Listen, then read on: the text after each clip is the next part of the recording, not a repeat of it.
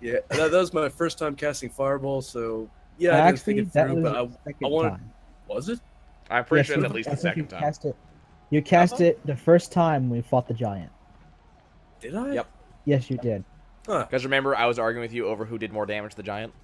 Yeah, and here's the thing. Fuck, that's right. There was also that special effect that he did, where like there was that big bloom fire that he did on the giant. The big whoosh that we kept asking for him to do again. We got amazed by it, like a bunch of 5-year-olds looking at fireworks. It's like a bunch of fucking primary schoolers like seeing their teacher out in the wild. I just want to say for a second, I guess I was kind of upset when you were talking about the bodies, and I kind of probably came across as really agitated. I was just imagining, let's say that I was on a work... Hold on a second. Am I talking or no? Can you guys hear? Yep. Yes. Yeah. Okay. Let's say we're all like on a work party where we had to deliver something across country. There were 6 people inside the truck, and we're going, and there's an accident, right? And 3 of those people died. And we could either decide that we had to ditch some of the cargo or just leave the people behind. What do you think would happen to you in your job if you decided to leave the people behind?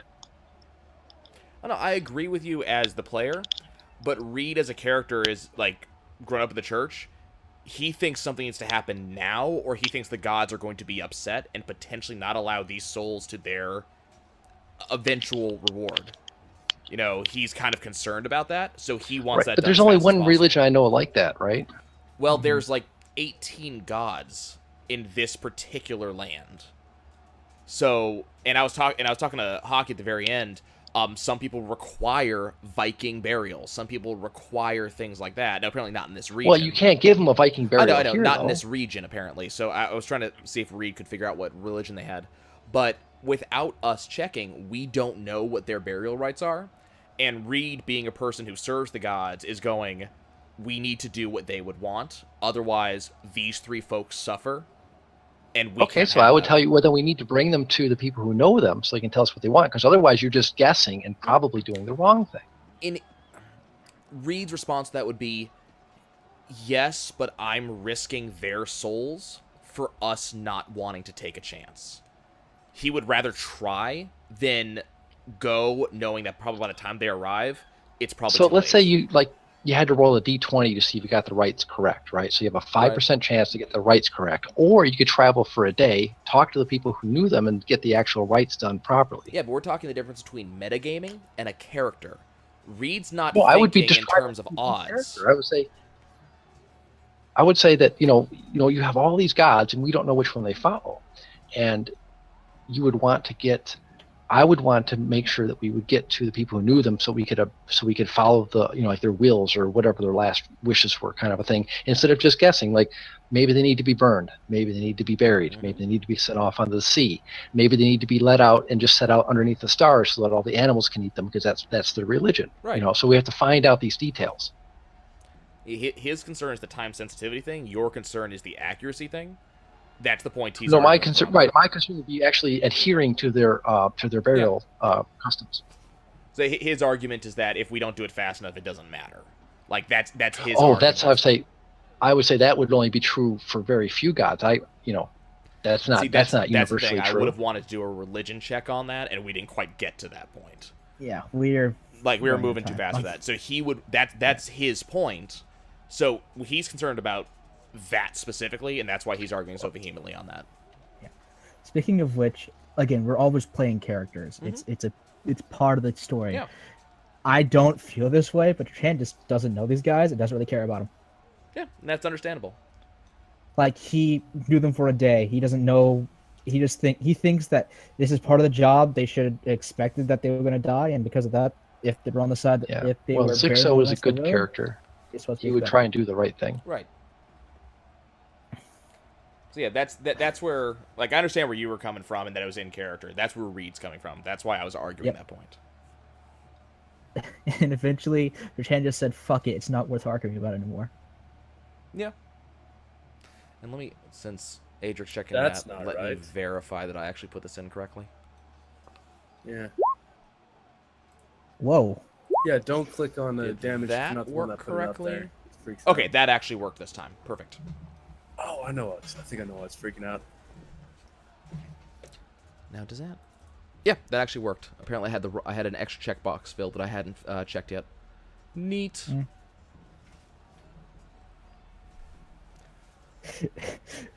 I like the idea. It's like, fine, you get the dagger. I got 8 more anyway.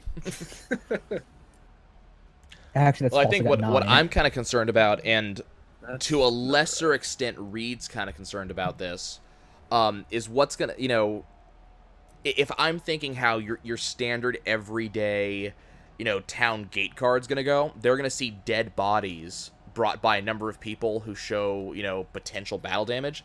They're not going to give a shit if we say we have something to do. They're going to call a superior who's going to come investigate, who's going to want the story. We tell the story. He's going to want to check with his superior if he doesn't have authority. And that's going to slow down the actual mission. Yeah. So that's Here's an idea. That's kind of what I'm concerned about. All right. Here's the thing. We don't make it easy for them. Make it hard. Shout. Reed can't get attention. Reed can't do that. Try to make. You can't do that. Fine, I will. Oh, this next session is not going to go well, is it? It's not going to go well, but it's going to be amazing. It is. I mean, this session was already amazing. We saw some things happen. Yeah, Stuff happened, some bro. things, Adrik. You just don't want to stay with that god, do you? You want to be with the dark god, apparently. No, after the first encounter, which is completely coincidental, I've been thinking of going a little bit loosey-goosey and maybe dipping into another class, but I'm still kind of on the fence about that. Dipping into another class, that does not bode well. Could it be necromancer? Could it be what other cultist? What other evil options do we have? I was thinking a warlock and maybe a fae, possibly fiend patron. But again, I'm not sure how I want to go about that. What's with the warlocks? The character's already kind of fucked when it comes to stats, and if I start splitting it up too much, it's just going to fall apart. So, I mean, keep in mind, Reed's stats were also fucked up from the start, so... Well, here's the thing. Did you fuck them up yourself, or...? Yeah, well, this is my very first character I made, so it's not even close to optimal stats. It's a little rough to look at. I didn't roll for it. I did the 15, 14, 13, 12, 10, 8. That's how we all did it. Well, I had a pre-gen sheet, and it was only like session, I think, 5 or 6 that I realized that after looking at the character creation rules, there's no way that pre-gen sheet was run correctly. By the way, you should have one more proficiency thing. Who are you talking to? Reed. I thought you took care of that. On the videos, you should have it. You should have one more, because you get 2 from your class, you get 2 from your background, but then you get one one skill proficiency from being human. From being what? See, that would be one of those things that wasn't done correctly. None of the sheets said anything about that stuff. Yeah. So go through your stuff and find like a thing that you just want to. Well, I gotta make sure. I gotta make sure that Hockey knows about it before I mess with anything. Because we're talking like 11 sessions in that. Well, I found another thing that wasn't done correctly to begin with. Yeah. If I have to run it as such, I'll run it as such because it doesn't change much. Fair enough. Let me just look at that real quick. Oh man. Yeah, there was that. There was no activated proficiencies, no like preferred saving throws. None of that stuff was on that sheet. So for the first 5 or 6 sessions, none of that happened. I was totally ready to die there. You were going to if Adrik didn't get to you, because it would have taken me an extra turn to get there. I was totally ready to die. I'll be honest, I thought you were going to get flat killed. Not knocked unconscious, flat killed.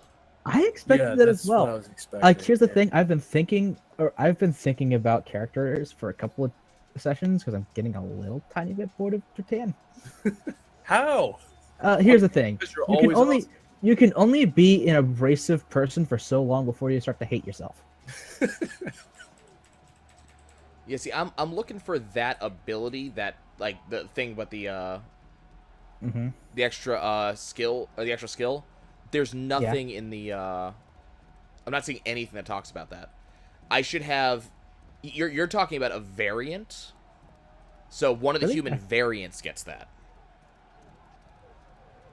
So you get that instead of the ability score increase.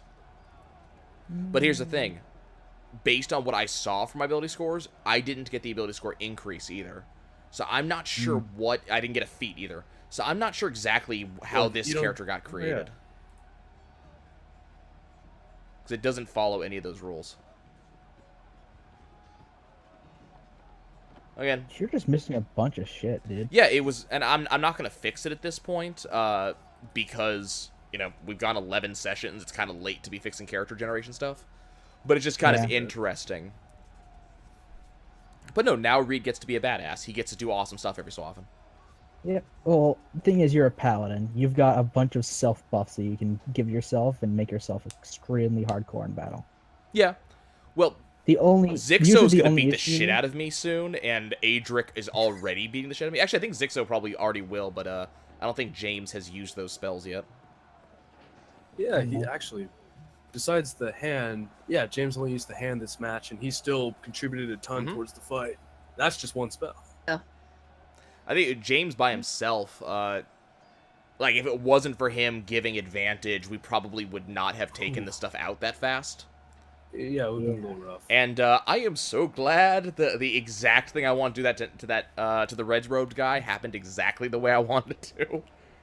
Yeah, that worked out. Because I'm sitting here going, okay, there's a chance that I could be attacked by the dogs. There's a chance he's a ready to action or something. There's a chance that I'm like, no way in hell are we doing 15-foot Sights of Doom again. I was waiting for it. So ready to die. Because I've been playing around the idea of creating a knight. A knight. Like, full on. There is a...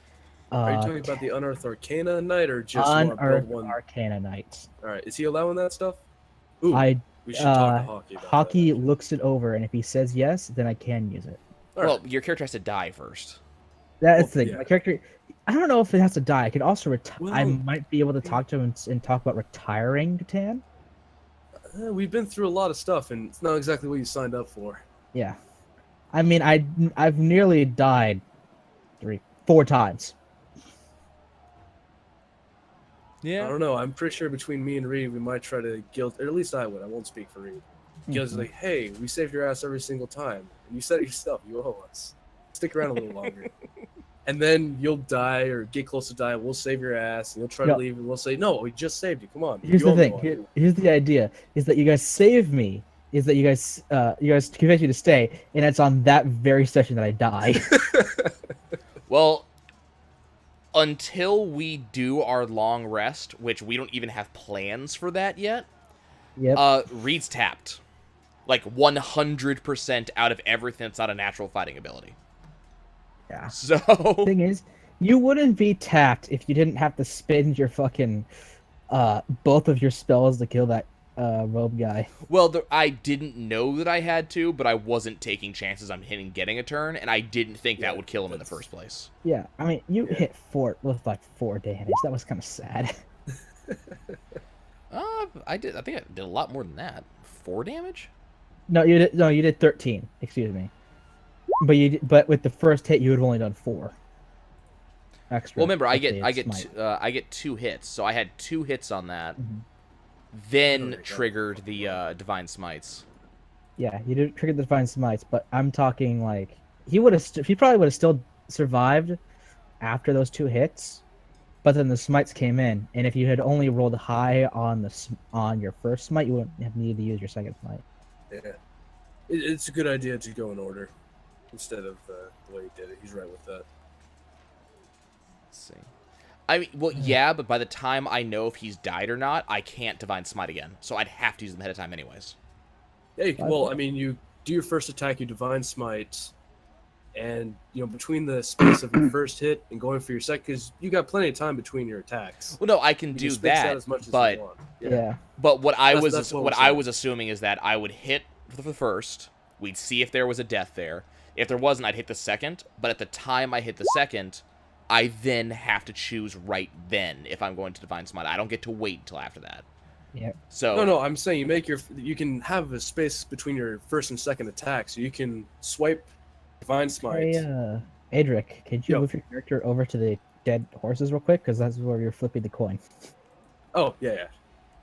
I was trying to guilt you into letting it go because what you did, but you didn't fucking listen. When you said when you says like, "Hey, go buy the dead horse," I said, "Yeah, no problem." Yeah, I was where I was expecting you to go, so I walked over Oh, there. Fuck. This nigga's a psycho. And then I'll also be honest, I don't think that 19 damage would have killed him in the first place. Yeah, Nah. he was. I don't think he leveled up like we did. he kind of stayed whatever stats he had the first time around.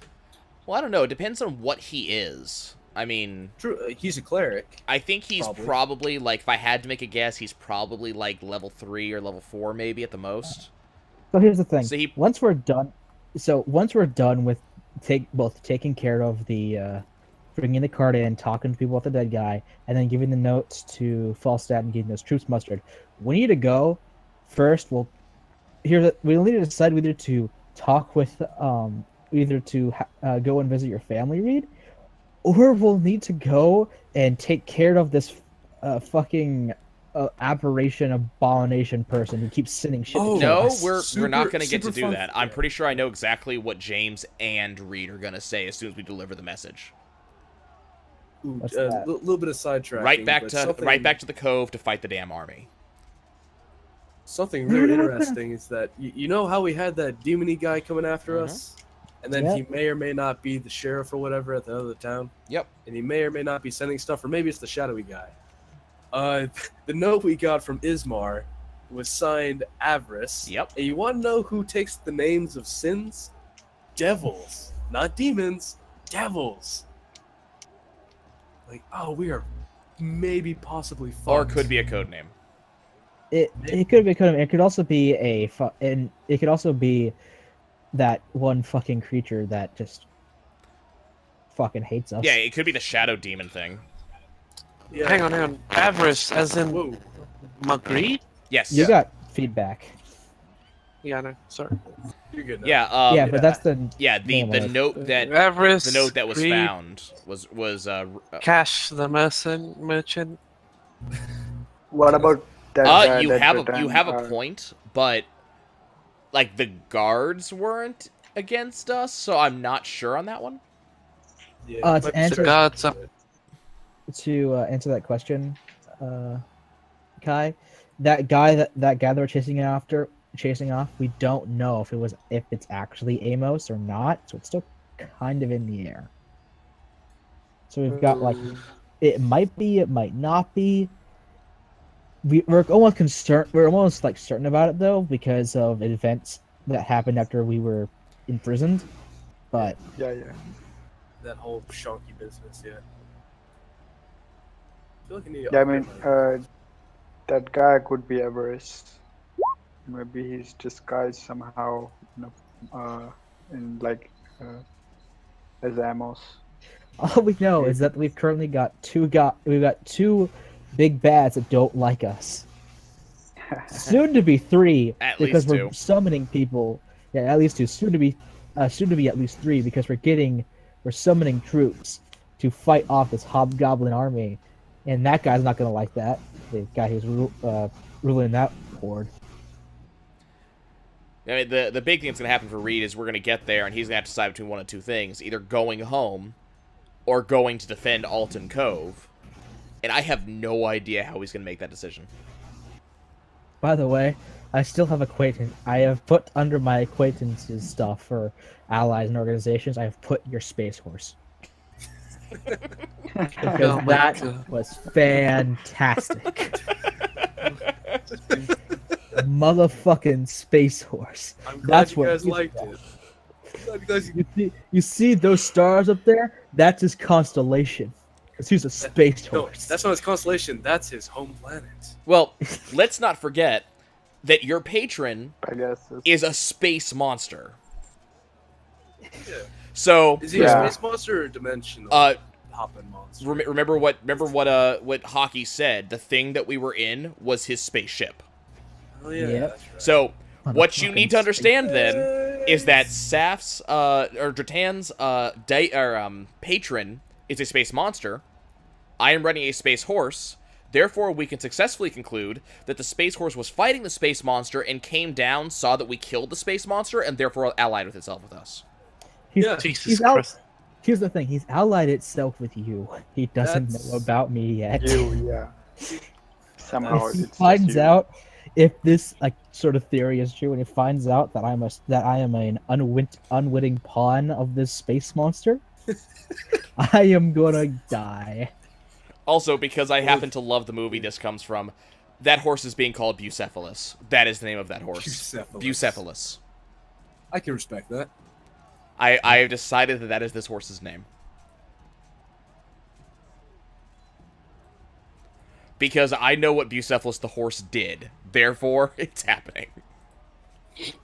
I'll stick with Burrito. Burrito the Bard. He is a dumb fucking donkey, and I love him for it. Bucephalus, the dumb. shining white space horse. He actually fully understands every scenario he's in. He just doesn't give a fuck. He's like, yeah, whatever. I don't care. He's that 70-year-old man that just doesn't give a shit. Well, see, this is anymore. what's going to happen. So, Rede can psychically talk to the horse. That's just something he can do. So he's going to get bored when he's riding, and he's going to talk to it and tell it their story.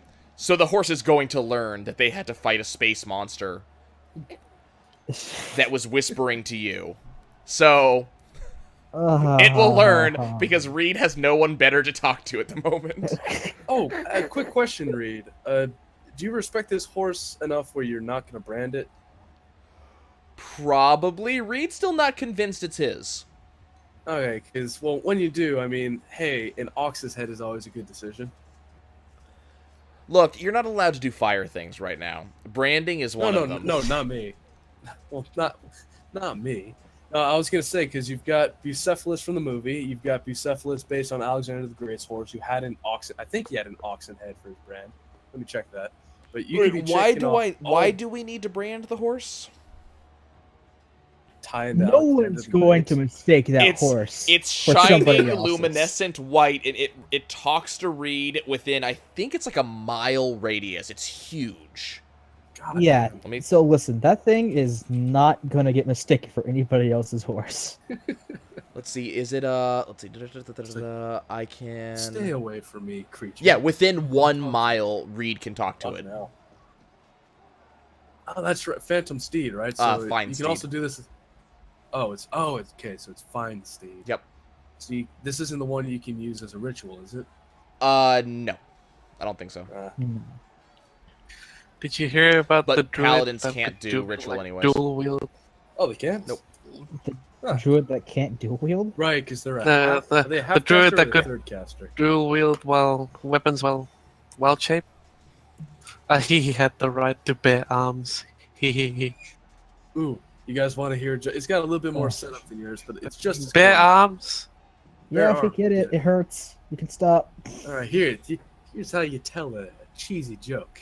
All right, so a Mexican magician is doing tricks for a kid's birthday party, and he says, "On the count of 3, I am going to disappear." Uno. Uno, dos. Dos. He was gone without a trace. You know, I would Oh hit you in the my mouth if I knew what you looked like. Okay, so Please stop. this woman was on a plane, right? Yeah. And she decided that she wanted to really investigate how physics works. So she threw a Alright. brick out of the plane. Oh, that brick joke. I get that one. Okay, damn it, I'm not doing that one. Okay, then I'll do one you probably haven't heard. I love the brick joke, but if you already know it, it's not as fun. Okay, so once, a great long time ago, in like the 70s or something, a guy decided that he was going to go into the Gobi Desert. Exploring, he was on a day trip, he took his Jeep Wrangler or something like that, he went out. The problem is, as anybody who's ever been in a desert knows, this is a really bad place for vehicles, so his car broke down in the middle of the desert. And naturally, no cell phone tower, so he wasn't calling anybody either. So this man, Nate, decided that he was going to cross the desert. It was not a good idea. But knowing that he had nothing to drink, no water, because he didn't plan very well, he took his windshield wiper fluid into his canteen and then started hiking. And he was hiking a very long time, and it was getting hotter. He could feel himself sweating. He knew things were bad, so he started drinking the windshield wiper fluid. Probably not a good idea. So he continues going. He's starting to hallucinate. He falls onto a dune and starts crawling because there's nothing else he can do. And as he crawls over the dune, he sees in front of him a weird sight. It's a large circular stone about 20 feet across. And in the middle of it is a gigantic stick, as far as he can tell, and wrapped around the stick is some sort of rope. Well, better this place than any, at least his body will be marked, so he continues to crawl over, all the way over to this stone. And when he gets to the stone, he finds that the stone is inscribed with all kinds of ritualistic runes, and it's not a stick, it's some sort of like pull, a lever of some sort. It's, it's a mechanical thing. And it's not a rope, it's a snake. The snake turns to him and says, "You're in a really bad way, friend. I can thankfully save you. For reaching this place, for reaching the original Eden, I will give you 3 wishes. I would suggest that you first wish that I rid your body of the poison you put into it." Well, Nate's not thinking very clearly, so he agrees, and he gets rid of the poison. And the snake says, "You're not going to last very long out here, so I would suggest that for your second wish, you wish that your body was incorruptible." And Nate says, "Okay, I agree with that." And he wishes for that too. And all of a sudden, he feels the strength coming back. He stands up. He no longer is hungry. He knows that he's going to survive. And he's about to make his third wish, and the snake goes, wait. Please don't make that third wish." And Nate says, "Why?"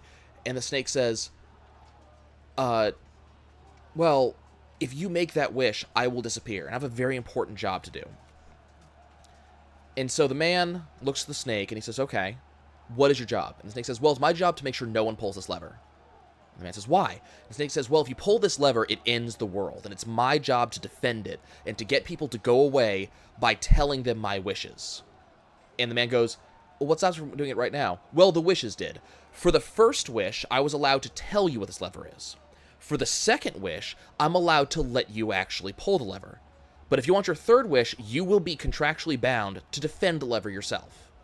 And the man goes, "I don't think I want to do that." Snake says, "No, I don't think you do." And he says, "I don't really want to end the world right now either, especially because I'm now basically invincible, right? And immortal." "Yeah, you are. You probably don't do that." "Oh, okay. Well, I guess I'll just leave you to that." And the snake says, "Okay." And the man says, "By the way, what is your name?" And the snake says, "Well, my name's Nate." "Well, my name's Nate too." "Well, it's good to meet you, Nate."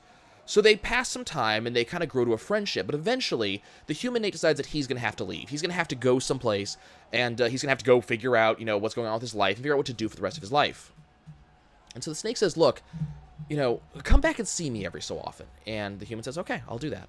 So he leaves, and 10 years later comes back, finds the lever with a much better car, and he starts talking to the snake again, and they have some time. And the snake says, "Look, 10 years ago I gave you 2 wishes. We agreed not to do the third, but I can have a wish myself." And the human says, "Okay, what's your wish?" He says, "Well, I'm never allowed to leave here. I will have to stay here till the day that I die.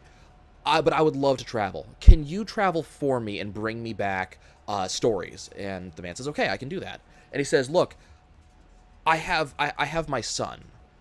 The snake says, "Look, my son would like to travel too. Can you take him with you?" And the man says, "Sure, I can do that."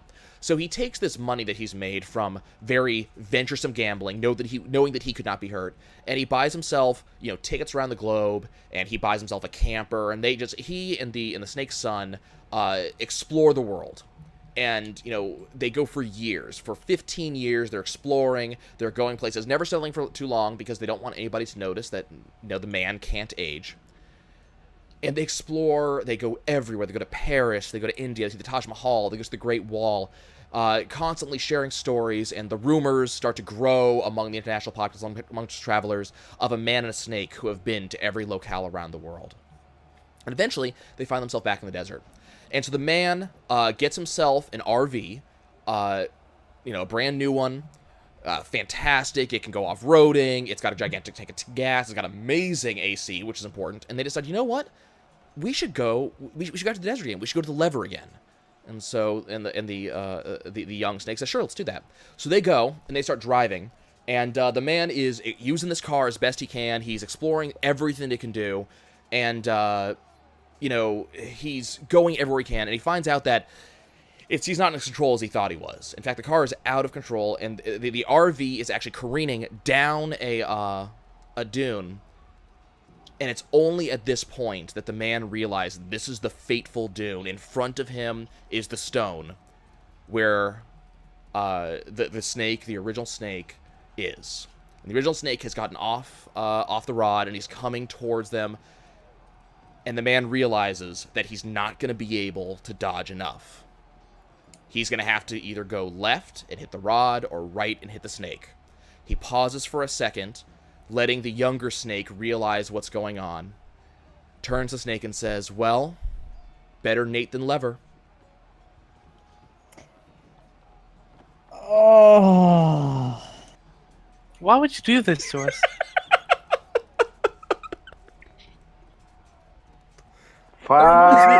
That reminds me of the whale joke. That is so very into similar that story to that- the whale joke I heard in elementary school. God knows how many years ago. Well. Just- You waste their time and do that. There's a How many? I forget what it is. There's actually a name for that type of joke, and I can't remember what it is anymore. How many Mexicans does it take to change a light bulb? One, because it's just a light bulb. Excuse you, it's Juan. Juan. Juan. You're a terrible person. With the X. X-U-A-N. At least number one, mine was funny. Hey, fuck off. Uno. Yours was not funny. Yours was painful. Mine was absolutely funny. If you could see the look on your face, realizing I did all that build-up just to do a really bad pun, you'd see how funny it is. But that was some really nice storytelling. Yeah.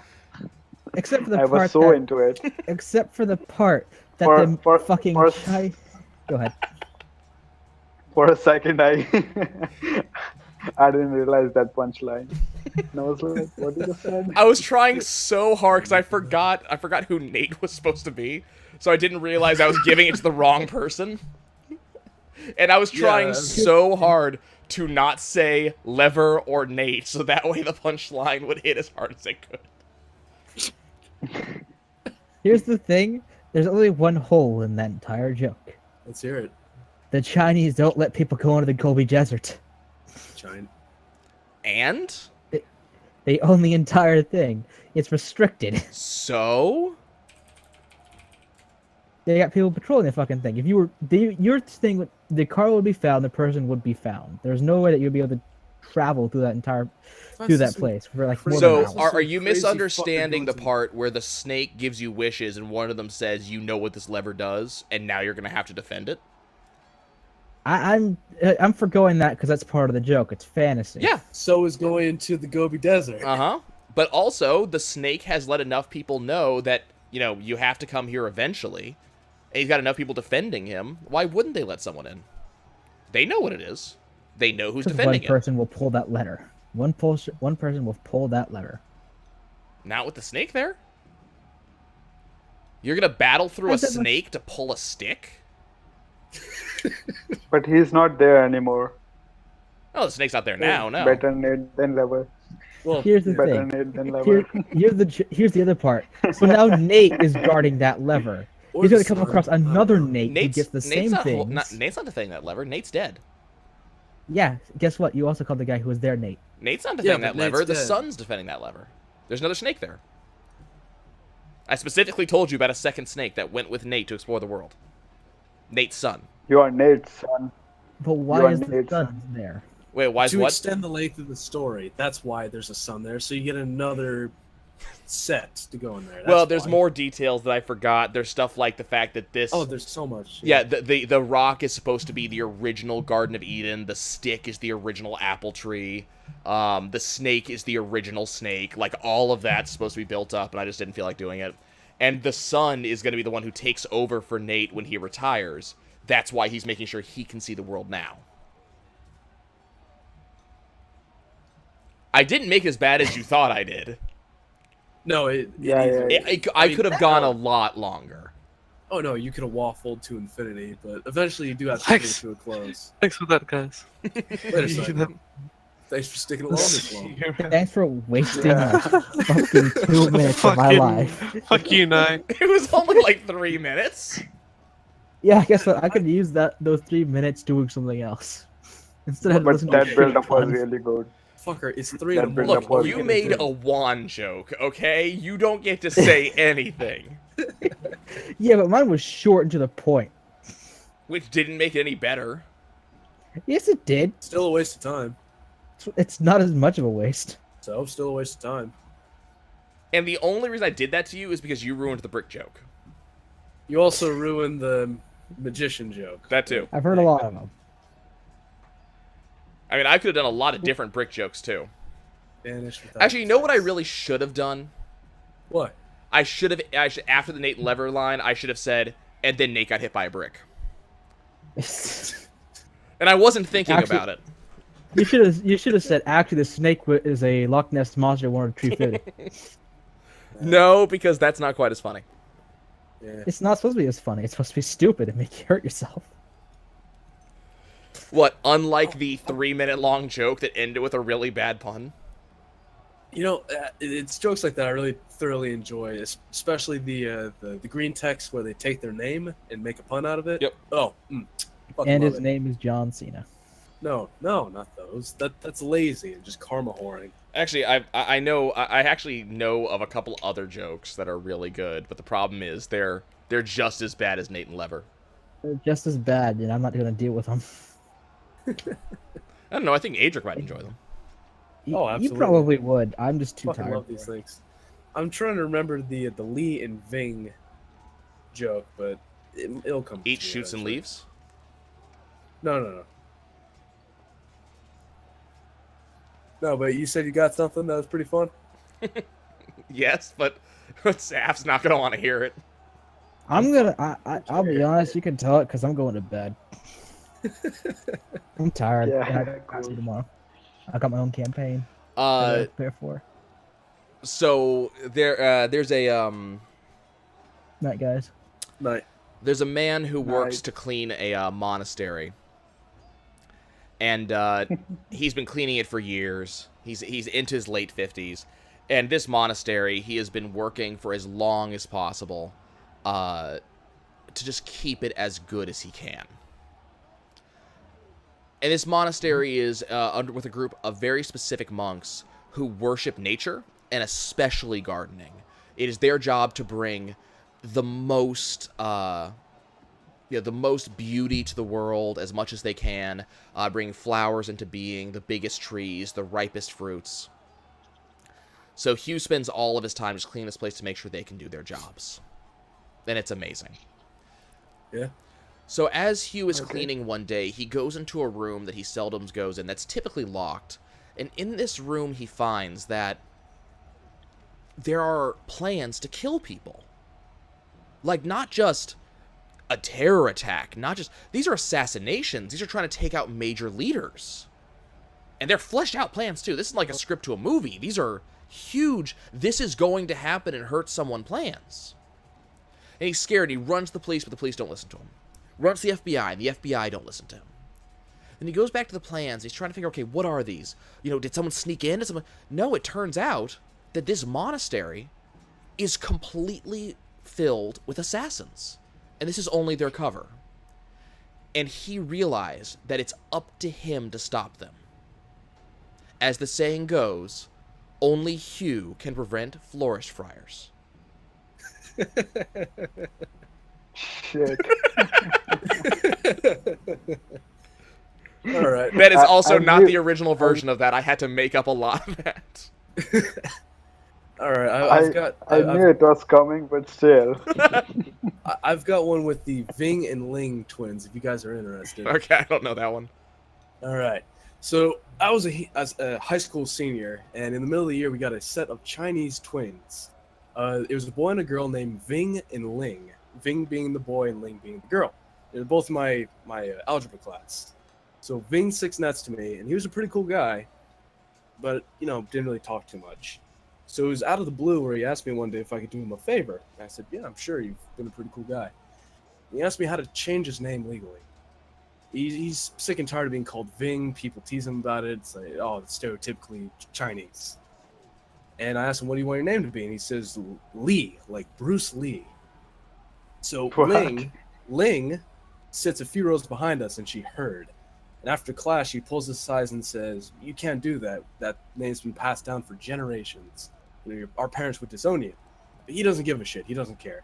And I say, hey, I'll drive you to town hall after school. And Ling says, if you're going to do this, I want to be there. I'm going to try to change your mind. So I don't care. I drive them both after school. We walk into the town hall. So we go straight to the desk. Ving goes to the desk. He demands the form. He pulls out his birth certificate. And he starts to write down the information, but he stops halfway. And he starts to get tears in his eyes.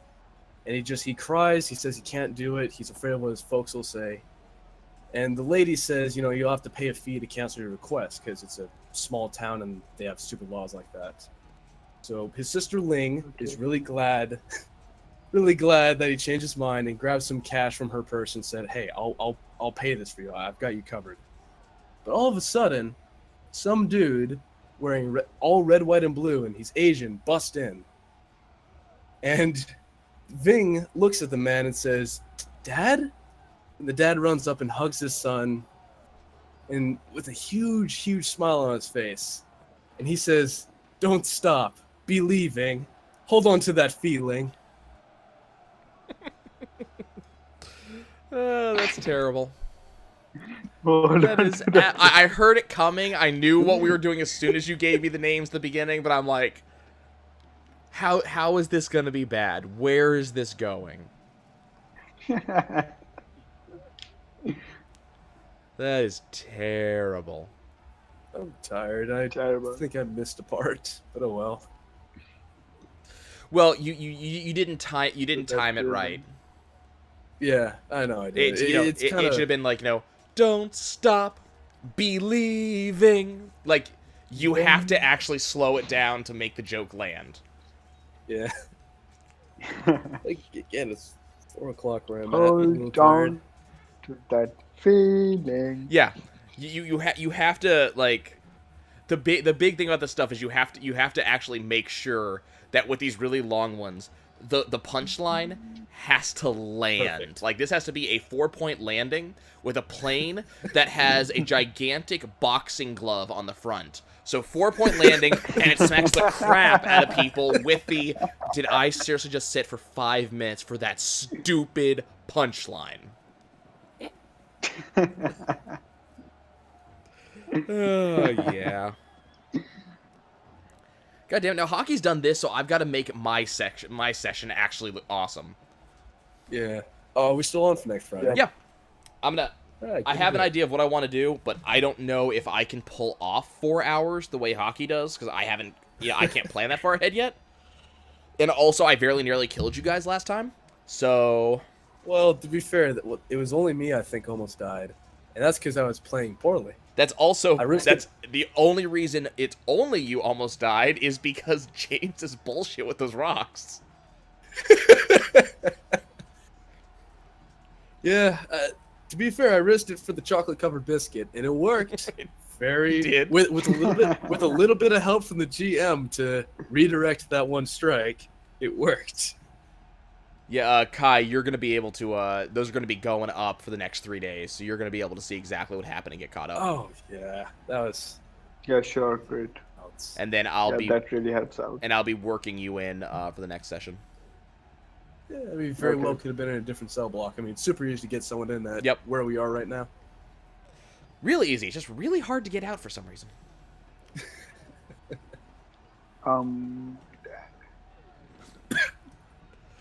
The memes that we came up with for that. I'm scrolling back up and just I see Trump. I see Oh,